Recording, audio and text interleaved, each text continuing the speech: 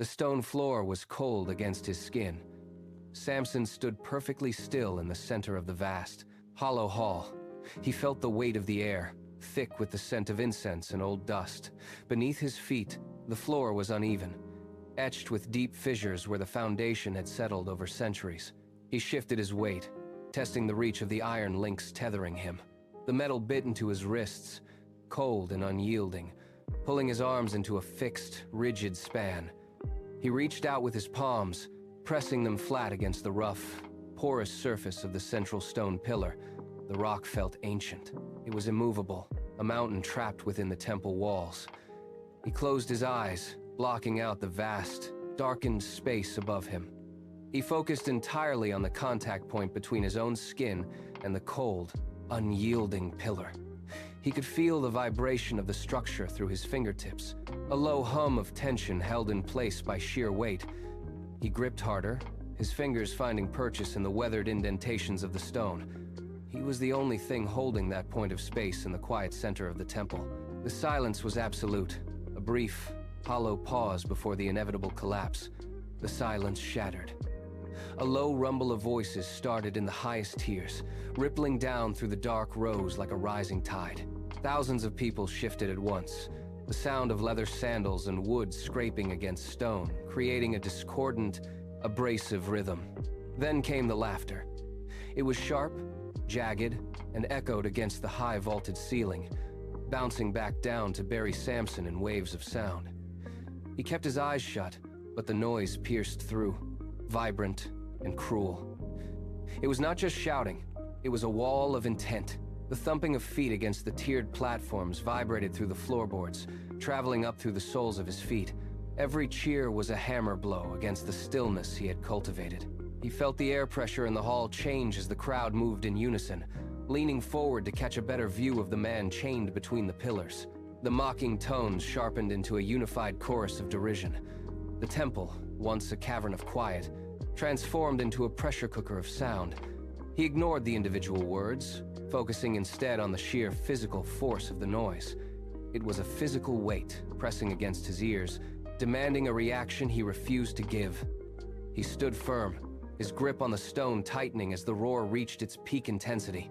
The noise surged, a chaotic tide of sound that refused to dissipate. Thousands of fingers pointed downward from the upper tiers, a forest of accusing hands aimed at the space between the pillars. Samson stood as the focal point of their collective derision. In the front rows, men leaned precariously over the stone railings, their faces contorted into masks of mockery. They gestured wildly, miming his chains, laughing until they gasped for air.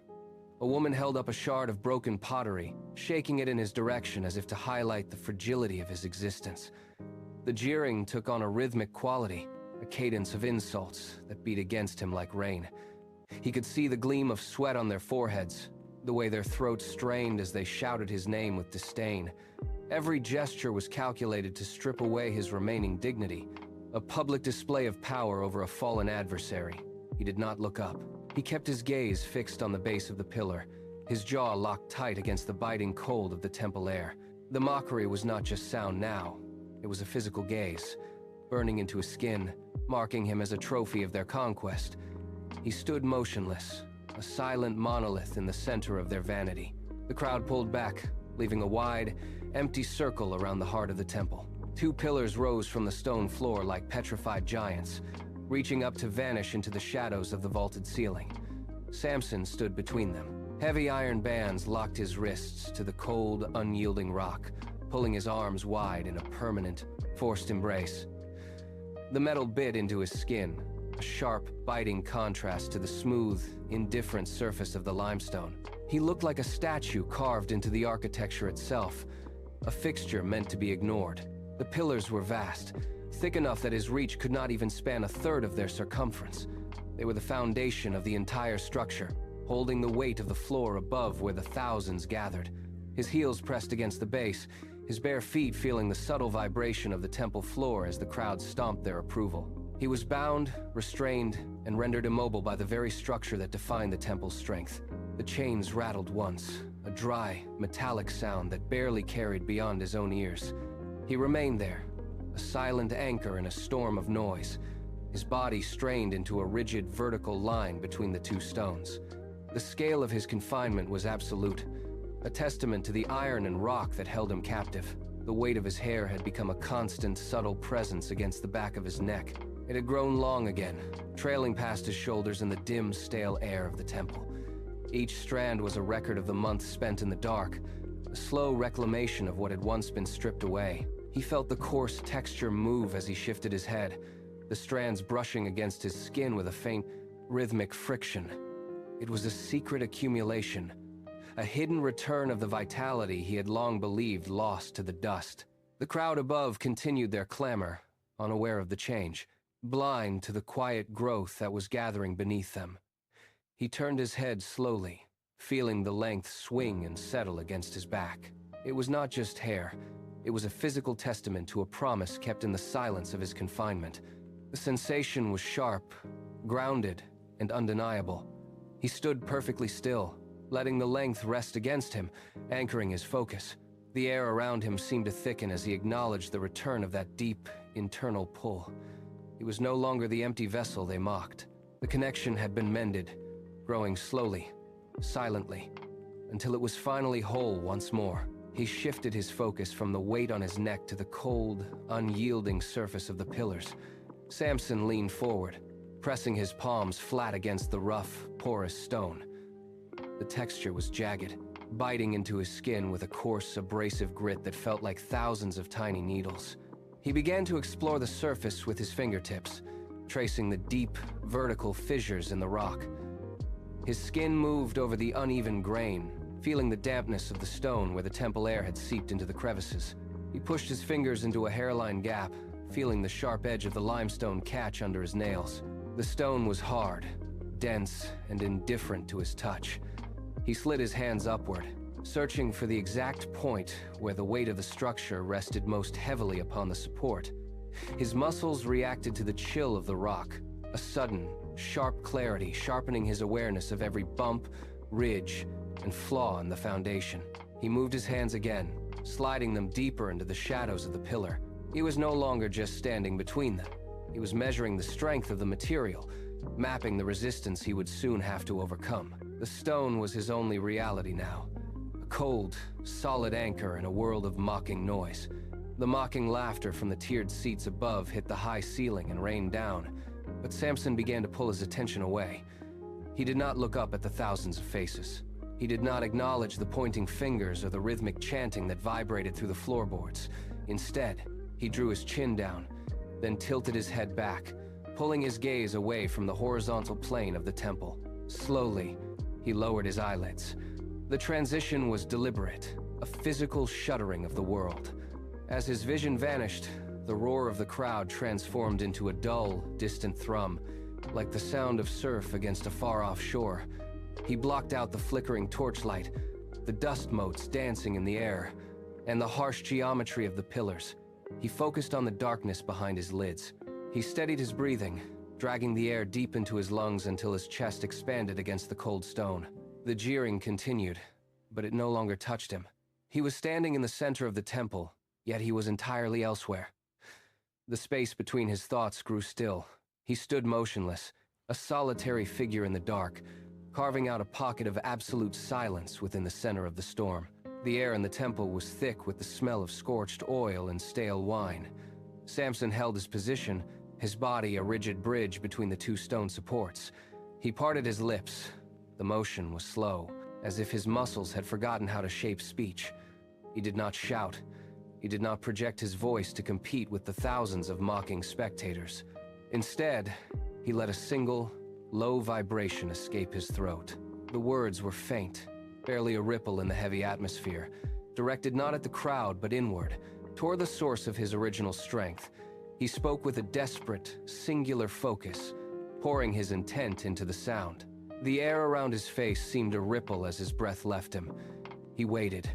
A second passed, then another. The silence of his own mind contrasting sharply with the chaotic noise of the feast continuing just feet away.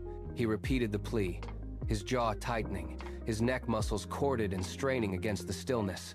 The silence he had carved out was no longer empty.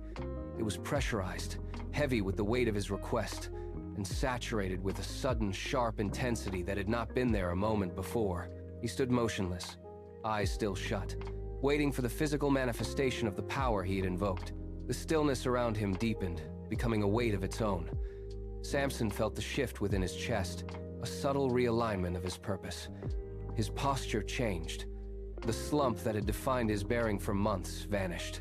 He drew his shoulders back, not to intimidate the crowd, but to align his frame with the stone pillars behind him. His jaw, previously slack with exhaustion, locked into a rigid line. He opened his eyes. The dull glaze of the prisoner was gone, replaced by a sharp, focused intensity that swept across the cold floor. He no longer tracked the movement of the guards or the shadows of the revelers. He looked straight ahead, through the space between the pillars, as if the stone had already turned to dust. His hands, calloused and mapped with scars, curled into fists against the rough surface of the rock. He shifted his weight, testing the stability of the floor beneath his feet. The transition was complete. He was no longer a spectacle for the Philistines to mock, but a conduit for something far greater.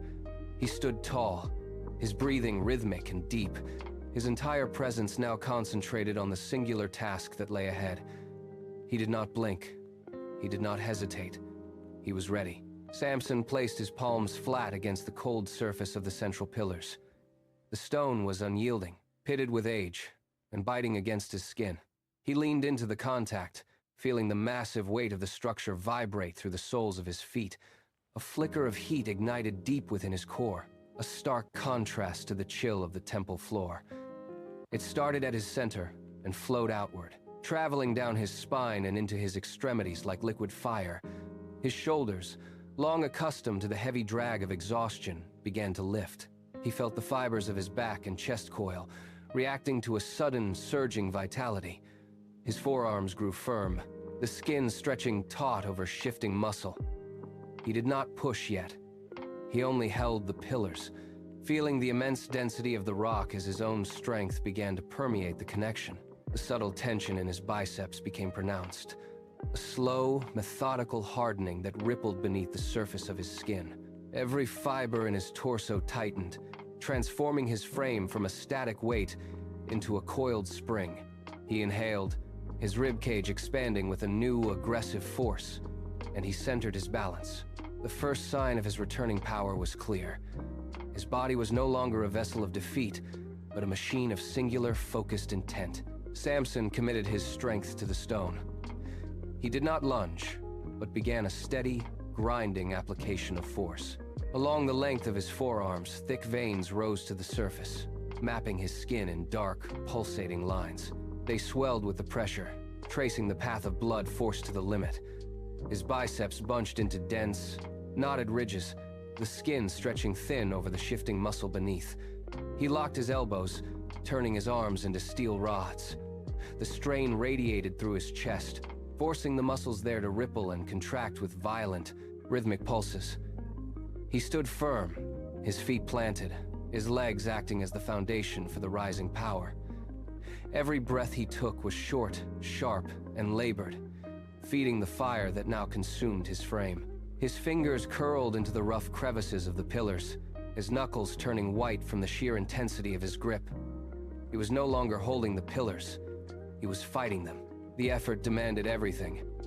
His forehead slicked with a sudden sheen of sweat.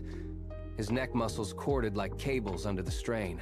There was no movement in the pillars yet, but the air around his arms grew heavy with the friction of his exertion, a physical manifestation of a strength that had been dormant for a lifetime. Samson shifted his stance, adjusting his center of gravity until his shoulders were square against the cold, unyielding rock. He leaned back, pressing his entire weight into the stone. The contact point was sharp, biting into his skin, but he did not recoil. Instead, he drove his shoulders deeper, forcing the pillars to absorb the raw, concentrated force of his upper frame. He felt the cold temperature of the stone seep into his muscles, a stark contrast to the heat of his exertion. The friction between his skin and the rough, ancient surface grew intense. He began a slow, rhythmic rotation of his torso, working to find the structural weakness within the pillar. A faint, High-pitched screech echoed through the silent space as his shoulder blades ground against the stone, a sound of stone protesting against human will. He braced his upper body, his collarbones straining as he pushed with every ounce of his remaining strength. The pillar did not yield, but it groaned in response, a deep, resonant vibration that traveled through his shoulders and settled into his chest. He was no longer just standing, he was merging with the monument, turning the contact between man and stone into a brutal, singular battle of wills.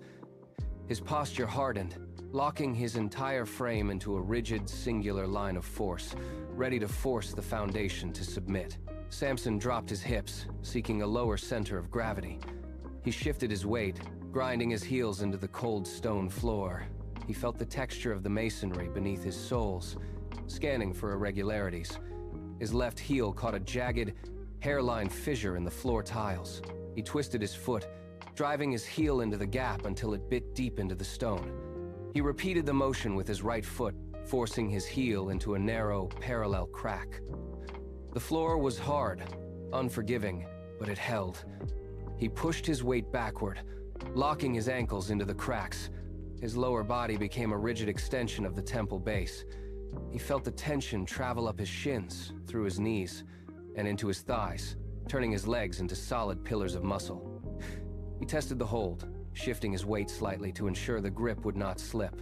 The floor did not yield, and the cracks held fast against the pressure of his heels. He was now rooted, his feet acting as the final, critical anchor for the force he was about to unleash. With his foundation secured, he redirected the strain from his legs back into his core, preparing to tear the pillars from their roots. The chaos of the feast faded into a distant, muted roar. Samson closed his eyes. He stopped the pushing. He stopped the straining. He stood motionless, caught in the grip of the pillars. He took a single, slow breath, drawing air deep into the base of his lungs. His chest expanded, then fell, a steady rhythm against the unyielding stone.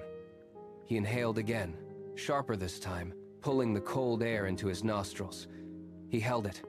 The oxygen flooded his muscles, feeding the fire in his veins. He exhaled slowly, a long, controlled stream of air that hissed between his teeth. He repeated the cycle. Inhale, pause, exhale. Each breath was a deliberate act of preparation, a quiet reclamation of his own focus. He felt his heart rate drop, settling into a heavy, rhythmic thud that echoed his internal resolve. He ignored the voices above. He ignored the laughter. He existed only in the space between his skin and the rock. He drew one final, ragged breath, filling his chest until the muscles across his ribcage pulled taut. His posture remained locked, his spine rigid, his mind cleared of everything but the singular task ahead. He was ready. Samson pressed his shoulders against the cold, unyielding rock. He did not rush. He applied force linearly, channeling every ounce of his remaining strength into the contact point between his muscles and the stone surface. His veins stood out, corded and thick along his forearms. As he exerted sustained pressure, the pillars did not move at first. They held their ground, silent and solid. He increased the intensity, leaning his entire body weight into the stone supports. He felt the surface temperature beneath his palms shift as friction built up. Then, the silence broke. A low, grinding groan vibrated through the temple floor and up into his bones. It was a deep, guttural sound of stone shearing against stone, a mechanical protest that cut through the sharp, discordant noise of the feast above. He pressed harder, his heels biting deeper into the floor cracks to compensate for the resistance. The groan deepened, shifting from a dull vibration to a high-pitched scrape that echoed off the vaulted ceiling. The pillars shuddered under the immense, focused torque of his shoulders. The sound intensified, drowning out the shouting and the clatter of plates, forcing the atmosphere of the entire hall to turn rigid with the sudden, sharp reality of the stone failing. The sound did not stop. It climbed, an abrasive, screeching friction that traveled from the foundations up into the tiered masonry. In the rows high above, the laughter stalled. A man near the front row leaned forward, his drink sloshing onto the stone, eyes fixed on the center of the hall. The jovial shouting thinned, replaced by a jagged, uneven murmur. The floor beneath their feet began to sway, a subtle, rhythmic oscillation that made the onlookers stumble. Glasses slid across stone tables. Someone dropped a platter, the ceramic shattering against the floor with a sound that seemed too loud in the sudden, heavy quiet. People gripped the edges of their benches. The mockery died as the tremors intensified, radiating upward from the central supports. Heads turned, searching for the source of the vibration. The air grew thick with a fine, gray powder drifting down from the rafters. The crowd stood, one by one, their movements uncoordinated and frantic. They looked down at the center of the temple, where the pillars were no longer silent, but alive with the violent, internal protest of stone under impossible stress. The uncertainty was absolute. The feast had ended, and the survival instinct took hold as the ground beneath them refused to remain still. The stone supports shifted. They were no longer static columns, but entities under immense, agonizing strain. Samson locked his muscles, driving his weight into the rock with relentless, singular focus. The pillars reacted to the force with a series of violent, rhythmic shudders that rippled through the base of the temple. Each tremor sent a jolt of kinetic energy through the floor, vibrating up the walls and rattling the heavy masonry of the ceiling. The massive stone slabs at the top of the pillars ground against the archways, throwing off sparks and stone dust. There was no recovery possible. The integrity of the architecture had failed. The pillars groaned with a deep, resonant bass that drowned out the frantic cries from above. Samson held his position, his heels carving furrows into the stone floor as he forced the columns to oscillate. The entire central span of the temple swayed. Every support point buckled under the shifting geometry of the weight. The massive stones groaned as they were forced out of their natural alignment, tilting at angles that defied the weight of the structure above. The vibration became a constant, heavy pulse, shaking the very bones of the temple until the entire hall felt as if it were breathing its last, suspended in a state of terminal, unavoidable collapse. The groan of the stone reached a pitch that defied the laws of weight and balance. Samson did not relent. He pushed with everything held in his frame, driving the granite supports toward their absolute limit. A sound like a thunderclap, sharp and sudden, cut through the low-frequency rumble of the shifting temple. It was the sound of rock giving way to force. Right at the base of the left pillar, a hairline fracture sparked into existence. It did not stay small. In a rapid, jagged surge, it snared its way upward, tearing through the dense stone like a lightning bolt etched in gray. The crack widened as it climbed, spitting out chips of grit that danced in the air. The pillar shuddered again, the fracture echoing with a high-pitched, piercing whine that vibrated through the floorboards. Where the stone had been solid and immovable for generations, a gaping seam now divided the column. It snaked higher, reaching toward the capital, a visible map of the impending destruction. The support was compromised, the internal tension finally finding its release in the destruction of the material itself. The fracture deepened, turning from a thin line into a canyon of ruin as the pillar began to lose its battle against the pressure, the rock itself screaming under the strain. The structural failure rippled upward. With the base of the pillars compromised, the massive granite blocks supporting the roof lost their grip on the foundation. The entire ceiling began to sway. It was a slow, sickening motion that defied the immense weight of the masonry. The roof swung inches to the left, then corrected, dragging the heavy stone rafters with it in a grinding, rhythmic arc. From the high, ornate rafters, a cloud of ancient grit and pulverized limestone dislodged. It poured downward, a thick, gray curtain of debris that descended upon the tiers of seats. The air turned opaque, filled with a taste of pulverized rock and dry, choking dust. Every movement of the ceiling sent more material raining down, coating the shoulders and faces of those below in a fine, suffocating layer of white grit. The oscillation increased in tempo, the heavy beams groaning as they fought the shifting center of gravity. Each sway pulled the pillars further from their vertical alignment, causing the entire temple structure to tilt. The weight of the roof now acted as a pendulum, accelerating the destruction as it swung wider with every passing second. The ceiling beams groaned in protest, the sound echoing through the hall like a warning of the inevitable, total descent to come. The roar of the feast did not fade slowly. It vanished, As the ceiling beams buckled and the first massive tremors shook the foundation, the thousands above stopped their cheering in unison. The sound of their voices died in their throats, replaced by a sudden, hollow vacuum. Thousands of eyes turned toward the center of the hall, tracking the swaying roof and the falling stone. They stood frozen. The transition from chaotic celebration to absolute, paralyzed stillness was instantaneous. A heavy, suffocating quiet descended, broken only by the rhythmic, deep-seated grinding of the stone pillars against the floor. The air was thick with gray powder, turning the faces of the crowd into masks of pale, static realization. Not a single person moved. The laughter was gone, replaced by the sound of labored, shallow breathing in the dark. They watched as the roof tilted further, the structural integrity of the hall unraveling before their eyes. The silence was not peaceful. It was a physical weight, heavier than the stone hanging above them.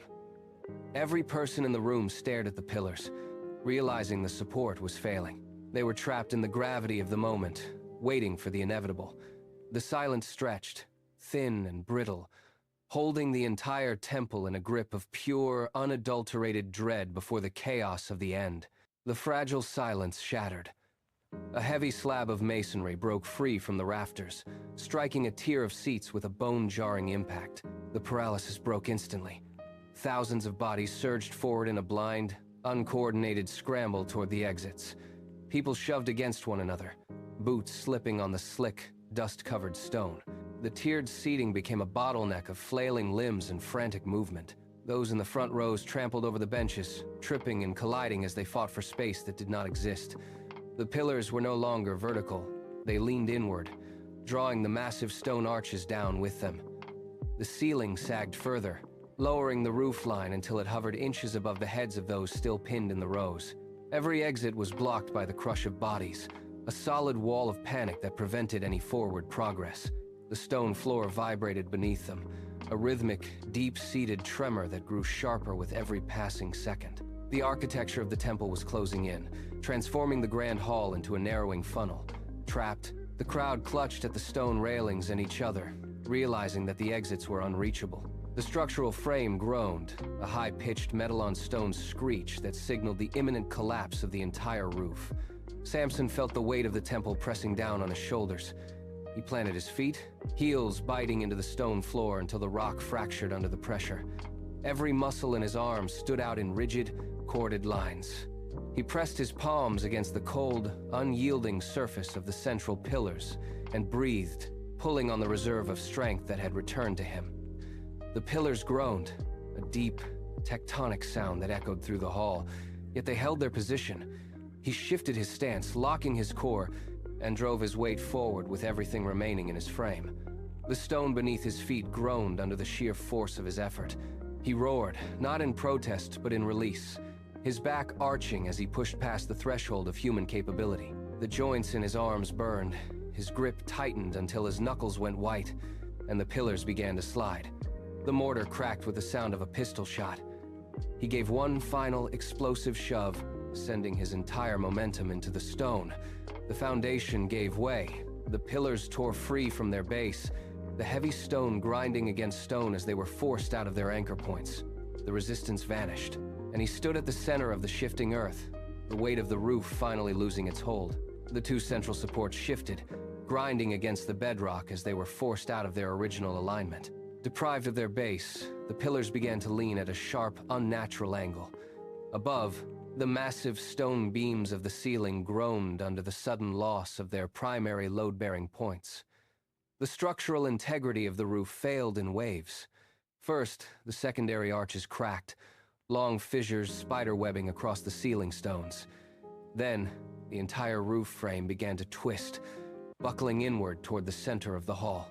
The weight of the stone was immense, pressing down with crushing force as the pillars surrendered to the pressure. They did not snap, they compressed, the stone surfaces flaking and splintering under the impossible burden. Every inch the pillars sank, the roof dipped lower, bringing the heavy rafters down toward the floor. The temple structure groaned, a low, tectonic sound that vibrated through the very foundation of the building. The central pillars bowed under the immense gravitational pull, their stone surfaces fracturing into jagged shards. The building was no longer a temple. It was a collapsing machine of masonry and mortar. Dust poured from every joint as the ceiling buckled, the entire weight of the structure concentrating on the straining, failing supports. The structure was finally yielding to the gravity it had defied for centuries. The final connection snapped. The ceiling ceased to be a roof and became a falling monolith. It dropped in a single, terrifying motion, the stone slabs tearing away from the perimeter walls with the screech of grinding rock. The air was sucked out of the room as the massive weight descended. Debris rained down in a thick, choking cascade, pulverizing the stone benches and the tiered seats in an instant. The sound was not a single crash, but a continuous, thunderous roar that drowned out all human noise. Dust surged upward, a blinding gray wall that swallowed the interior of the temple. Large blocks of masonry hammered the floor, sending shockwaves through the foundation that rattled the very ground beneath the ruins. The structure disintegrated, stone striking stone with enough force to shatter the granite into pebbles. There was no more cheering, no more laughter. The space that had held thousands was now a jagged, chaotic pile of broken rock and settling dust. The ceiling had met the floor, and in that violent union, the hall was silenced. The roar faded into a low, rumbling groan, then stopped, leaving only the sound of falling grit and the sudden, heavy stillness of the aftermath. The air hung heavy and motionless. Where the pillars had once stood, only jagged remnants remained, jutting from the floor like broken teeth. Dust motes danced in the thin shafts of light that pierced through the ruined rafters. In the absolute center of the wreckage, Samson stayed exactly where he had been. He did not move. He did not retreat. Large slabs of stone leaned inward, forming a precarious archway that framed him on both sides. A heavy beam rested just inches above his head. Wedged firmly against the surrounding debris, his feet remained planted in the same cracks he had carved into the floor. His hands, still rigid, gripped the rough, fractured edges of the stone supports. Silence replaced the roar. The dust settled slowly, coating the jagged edges of the fallen masonry in a fine, gray layer. He stood tall, his posture unchanged despite the crushing weight that had flattened everything else in the hall. His eyes remained closed. It was the only thing in the temple that had not yielded to the gravity of the collapse. The stillness around him was absolute, a stark contrast to the violence of the preceding seconds. He breathed in the stagnant, grit-filled air, his position fixed and permanent, held in place by the very ruins he had brought down. The destruction did not end with the central pillars. Without the support of the roof, the outer walls began to groan. Large cracks raced up the limestone blocks, spiderwebbing across the remaining exterior facade. Gravity reclaimed the structure with unrelenting force. The western wall tilted outward, then suddenly buckled inward, crashing into the inner courtyard with a force that shook the earth. Stones the size of boulders tumbled over one another, pulverizing the remaining pews and ornate statues into fine white powder. The foundation groaned, the stone floor splitting as the basement level gave way beneath the immense weight of the falling ceiling. Dust erupted from every crevice, a thick, suffocating plume that rose toward the sky like a volcanic cloud. Visibility dropped to nothing as the air filled with pulverized masonry and mortar grit. The massive perimeter columns swayed, then toppled one by one, their bases sliding across the fractured foundation before slamming into the debris pile. Every corner of the temple yielded. The high arches, the decorative carvings, and the tiered stone seating were reduced to a chaotic, jagged mound of rubble. The entire power center of the city vanished into a dense, gray fog, leveling the site until nothing remained but the broken, silent earth. The final slab of limestone struck the floor with a dull, heavy thud that vibrated through the foundation. One by one, the smaller fragments shifted, settling into the gaps of the debris pile. The grinding of stone against stone ceased. A final piece of mortar trickled down from a jagged ledge, tapping against the solid rock below. Then silence returned. The chaotic roar that had defined the last several minutes vanished, replaced by a low, hollow ringing in the ears. There were no more shouts, no more movement from the tiered seating, no more structural groans. The force that had held the temple upright was gone, leaving only the weight of the wreckage. The air remained thick with particles, but the ground beneath the ruin held firm. Nothing shifted. Nothing swayed. The massive, jagged piles of masonry lay dormant, locked in their new, permanent positions. Every archway was severed. Every pillar was crushed. The mission, initiated in the center of the hall, reached its conclusion in the stillness of the aftermath. The pressure that had been held in those strained muscles dissipated, leaving the ruins to stand as the final testament to the exertion. The silence was heavy, absolute, and final. The thick gray cloud of pulverized limestone hung motionless in the air, obscuring the horizon. It did not drift away, but slowly surrendered to gravity. Minute by minute, the density of the haze thinned. First, the jagged edges of the largest boulders emerged from the gloom, standing like dark, irregular teeth against the pale sky. Then, the outlines of broken roof beams began to materialize, splintered and half-buried in the white powder. The air lost its suffocating grit. The light grew stronger, casting long, sharp shadows across the uneven mounds of debris. Patches of the original foundation floor became visible, cracked and scorched, marking the boundaries of the former hall. Where thousands had gathered, there was only a vast, uneven landscape of stone. The wreckage spanned the entire area, a silent testament to the impact. The settling dust exposed the full extent of the ruin, revealing how completely the structure had been erased. Every beam, every slab, every remnant of the architecture lay scattered in the deep, undisturbed layer of mortar. There was no movement left in the piles. The stillness was complete, and the light, now unobstructed, illuminated the absolute devastation left in the wake of the collapse. The air finally cleared, leaving the ruins exposed under an open sky. A subtle shift in pressure signaled the arrival of a breeze. It started as a faint whisper, barely audible against the solid mass of broken rock. Then, the wind picked up, pushing through the gaps where the walls once stood. It traveled through the hollows of the shattered pillars, creating a low, mournful, whistling sound that echoed across the desolate site. The current caught loose grains of dust, swirling them briefly before dropping them into the crevices of the rubble. It moved over the jagged edges of the masonry, finding every opening and every crack. There were no more voices, no more echoes of the crowd, only the constant, rhythmic sigh of the air moving through the jagged skeleton of the temple. It pulled at the splintered wood of the rafters, causing a rhythmic, dry scraping sound as the debris brushed against the stone floor. The wind carried the scent of dry earth and ancient stone. It flowed through the wreckage without meeting resistance, cooling the scorched ground. The sound deepened, a steady, haunting drone that filled the silence, marking the transition from a place of gathering to a site of permanent emptiness. The wind did not stop, sweeping across the debris-strewn floor as the only remaining movement in the aftermath. The wind continued to scour the broken stones, but its presence felt different now. It carried no trace of the past. The dust had settled into the deep cracks, and the once imposing architecture was reduced to a field of silent, gray mounds. This was the end of the long path. Every step taken, every trial endured, had converged into this single, crushing conclusion. The purpose was not found in the strength of the arms, but in the final surrender of the will. The wreckage stood as a testament to a return that came at the ultimate cost. There was no longer a need for searching or for wandering. The silence of the site confirmed that the mission was fully realized.